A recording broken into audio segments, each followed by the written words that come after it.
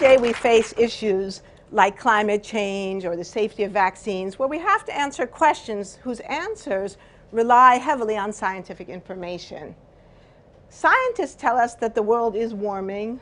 Scientists tell us that vaccines are safe. But how do we know if they're right? Why should we believe the science? The fact is, many of us actually don't believe the science. Public opinion polls consistently show that significant proportions of the American people don't believe the climate is warming due to human activities, don't think that there's evolution by natural selection, and aren't persuaded by the safety of vaccines. So why should we believe the science? Well, scientists don't like talking about science as a matter of belief. In fact, they would contract science with faith, and they would say belief is the domain of faith. And faith is a separate thing apart and distinct from science. Indeed, they would say religion is based on faith, or maybe the calculus of Pascal's wager. Blaise Pascal was a 17th century mathematician who tried to bring scientific reasoning to the question of whether or not he should believe in God. And his wager went like this. Well, if God doesn't exist, but I decide to believe in him, nothing much is really lost. Maybe a few hours on Sunday. But if he does exist, and I don't believe in him, then I'm in deep trouble. And so Pascal said, we better believe in God. Or as one of my college professors said, he clutched for the handrail of faith. He made that leap of faith, leaving science and rationalism behind. Now, the fact is, though, for most of us, most scientific claims are a leap of faith. We can't really judge scientific claims for ourselves in most cases. And indeed, this is actually true for most scientists as well, outside of their own specialties. So if you think about it, a geologist can't tell you whether a vaccine is safe. Most chemists are not experts in evolutionary theory. A physicist cannot tell you, despite the claims of some of them, whether or not tobacco causes cancer. So if even scientists themselves have to make a leap of faith outside their own fields, then why do they accept the claims of other scientists? Why do they believe each other's claims? And should we believe those claims? So what I'd like to argue is, yes, we should, but not for the reason that most of us think. Most of us were taught in school that the reason we should believe in science is because of the scientific method. We were taught that scientists follow a method, and that this method guarantees the truth of their claims. The method that most of us were taught in school, we can call it the textbook method, is the hypothetical-deductive method. According to the standard model, the textbook model, scientists develop hypotheses, they deduce the consequences of those hypotheses, and then they go out into the world and they say, okay, well, are those consequences true? Can we observe them taking place in the natural world? And if they are true, then the scientists say, great, we know the hypothesis is correct. So there are many famous examples in the history of science of scientists doing exactly this. One of the most famous examples comes from the work of Albert Einstein. When Einstein developed the theory of general relativity, one of the consequences of his theory was that space-time wasn't just an empty void, but that it actually had a fabric, and that that fabric was bent in the presence of massive objects like the sun. So if this theory were true, then it meant that light, as it passed the sun, should actually be bent around it. That was a pretty startling prediction, and it took a few years before scientists were able to test it, but they did test it in 1919, and lo and behold, it turned out to be true. Starlight actually does bend as it travels around the sun. This was a huge confirmation of the theory. It was considered proof of the truth of this radical new idea, and it was written up in many newspapers around the globe. Now, sometimes this theory or this model is referred to as the deductive nomological model, mainly because academics like to make things complicated, but also because in the ideal case, it's about laws. So nomological means having to do with laws. And in the ideal case, the hypothesis isn't just an idea. Ideally, it's a law of nature. Why does it matter that it's a law of nature? Because if it's a law, it can't be broken. If it's a law, then it will always be true in all times and all places, no matter what the circumstances are.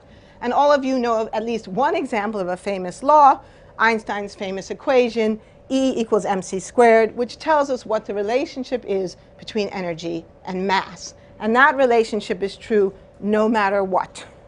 Now, it turns out, though, that there are several problems with this model. The main problem is that it's wrong. It's just not true. And I'm going to talk about 3 reasons why it's wrong.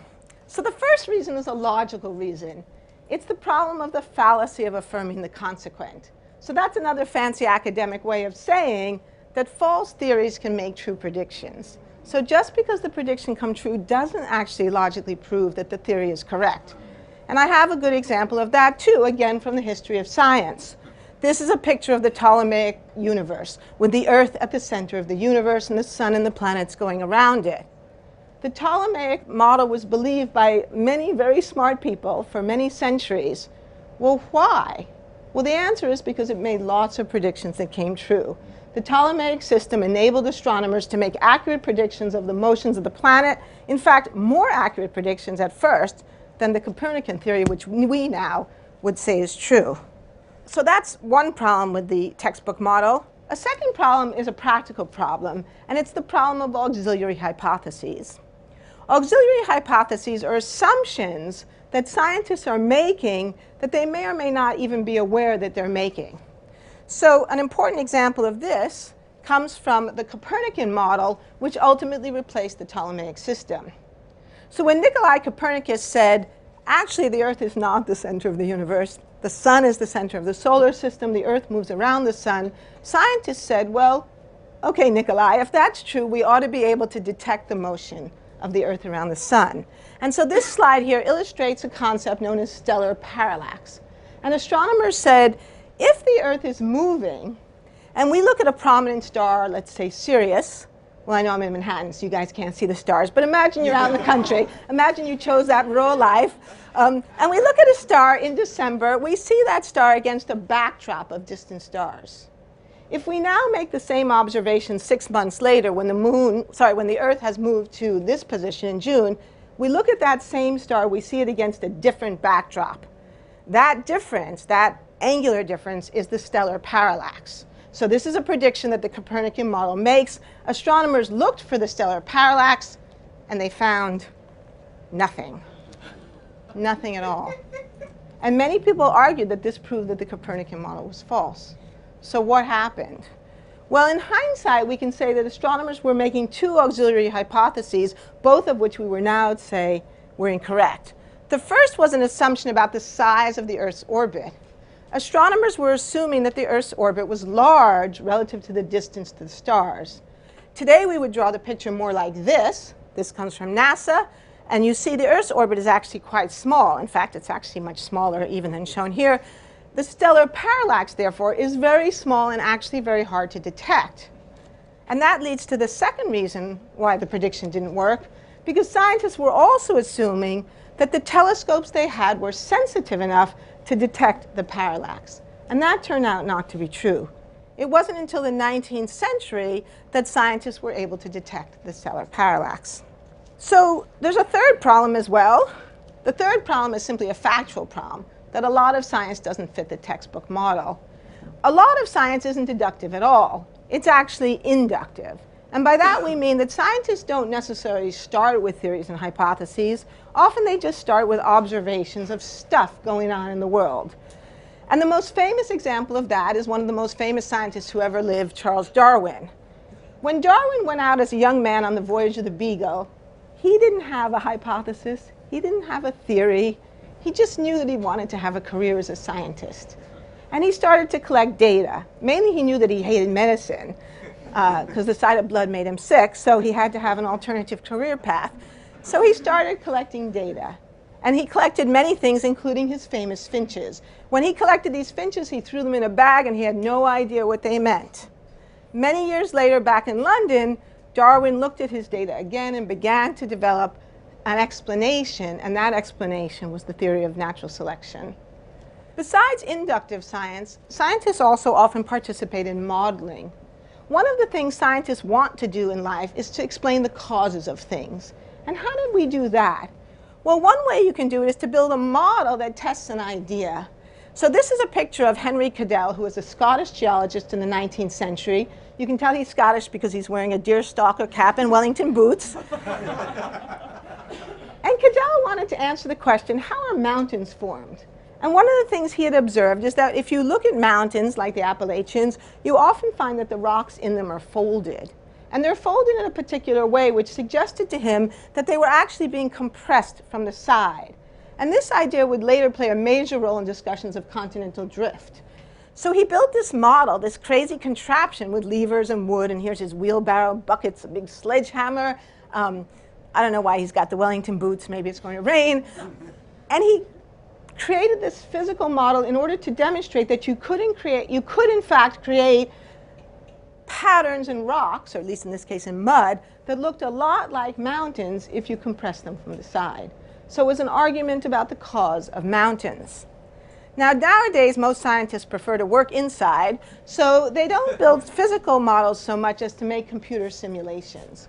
But a computer simulation is a kind of a model. It's a model that's made with mathematics. And like the physical models of the 19th century, it's very important for thinking about causes. So one of the big questions to do with climate change, we have tremendous amounts of evidence that the Earth is warming up. This slide here, the black line, shows the measurements that scientists have taken for the last 150 years, showing that the Earth's temperature has steadily increased. And you can see in particular that in the last 50 years, there's been this dramatic increase of nearly 1 degree centigrade, or almost 2 degrees Fahrenheit. So what, though, is driving that change? How can we know what's causing the observed warming? Well, scientists can model it using a computer simulation. So this diagram illustrates a computer simulation that has looked at all the different factors that we know can influence the Earth's climate.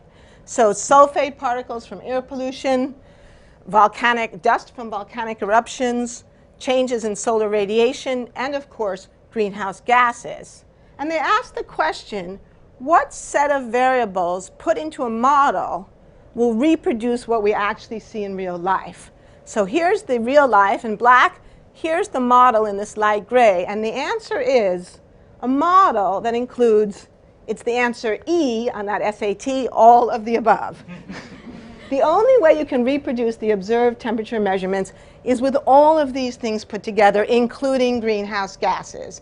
And in particular, you can see that the increase in greenhouse gases tracks this very dramatic increase in temperature over the last 50 years. And so this is why climate scientists say, it's not just that we know that climate change is happening, we know that greenhouse gases are a major part of the reason why. So now, because there are all these different things that scientists do, the philosopher Paul Feyerabend famously said, the only principle in science that doesn't inhibit progress is anything goes. Now, this quotation has often been taken out of context because Feyerabend was not actually saying that in science anything goes. What he was saying was, actually this full quotation is, if you pressed me to say what is the method of science, I would have to say anything goes. What he was trying to say is that scientists do a lot of different things. Scientists are creative. But then this pushes the question back, if scientists don't use a single method, then how do they decide what's right and what's wrong? And who judges? And the answer is scientists judge, and they judge by judging evidence. Scientists collect evidence in many different ways, but however they collect it, they have to subject it to scrutiny. And this led the sociologist Robert Merton to focus on this question of how scientists scrutinize data and evidence. And he said they do it in a way he called organized skepticism. And by that he meant it's organized because they do it collectively. They do it as a group. And skepticism because they do it from a position of distrust. That is to say, the burden of proof is on the person with a novel claim. And in this sense, science is intrinsically conservative. It's quite hard to persuade the scientific community to say, yes, we know something, this is true. So despite the popularity of the concept of paradigm shifts, what we find is that actually really major changes in scientific thinking are relatively rare in the history of science. So finally, that brings us to one more idea. If scientists judge evidence collectively, this has led historians to focus on the question of consensus, and to say that at the end of the day, what science is, what scientific knowledge is the consensus of the scientific experts who, through this process of organized scrutiny, collective scrutiny, have judged the evidence and concluded come to a conclusion about it, either yay or nay. So we can think of scientific knowledge as a consensus of experts. We can also think of science as being a kind of a jury, except it's a very special kind of jury. It's not a jury of your peers, it's a jury of geeks. It's a jury of men and women with PhDs. And unlike a conventional jury, which has only two choices, guilty or not guilty, the scientific jury actually has a number of choices. Scientists can say, yes, something's true. Scientists can say, no, it's false. Or they can say, well, it might be true, but we need to work more and collect more evidence. Or they could say, it might be true, but we don't know how to answer the question, and we're going to put it aside, and maybe we'll come back to it later. That's what scientists call intractable. But this leads us to one final problem. If science is what scientists say it is, then isn't that just an appeal to authority? And weren't we all taught in school that the appeal to authority is a logical fallacy? Well, here's the paradox of modern science. The paradox of the conclusion I think historians and philosophers and sociologists have come to, that actually scientist is the appeal to authority. But it's not the authority of the individual, no matter how smart that individual is, like Plato or Socrates or Einstein. It's the authority of the collective community. You can think of it as a kind of wisdom of the crowd, but a very special kind of crowd. Science does appeal to authority, but it's not based on any individual, no matter how smart that individual may be. It's based on the collective wisdom, the collective knowledge, the collective work of all of the scientists who have worked on a particular problem. Scientists have a kind of culture of collective distrust, this show me culture, illustrated by this nice woman here, showing her colleagues her evidence. Of course, these people don't really look like scientists because they're much too happy.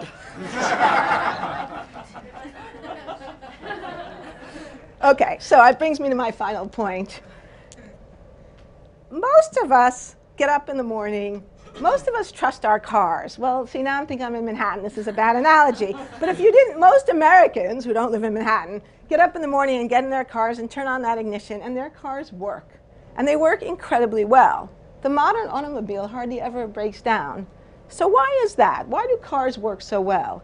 It's not because of the genius of Henry Ford or Carl Benz or even Elon Musk. It's because the modern automobile is the product of more than 100 years of work by hundreds and thousands and tens of thousands of people. The modern automobile is the product of the collected work and wisdom and experience of every man and woman who has ever worked on a car. And the reliability of the technology is the result of that accumulated effort. We benefit not just from the genius of Benz and Ford and Musk, but from the collective intelligence and hard work of all of the people who have worked on the modern car. And the same is true of science, only science is even older. Our basis for trust in science is actually the same as our basis in trust in technology, and the same as our basis for trust in anything, namely experience. But it shouldn't be blind trust any more than we would have blind trust in anything. Our trust in science, like science itself, should be based on evidence. And that means that scientists have to become better communicators. They have to explain to us not just what they know, but how they know it. And it means that we have to become better listeners. Thank you very much.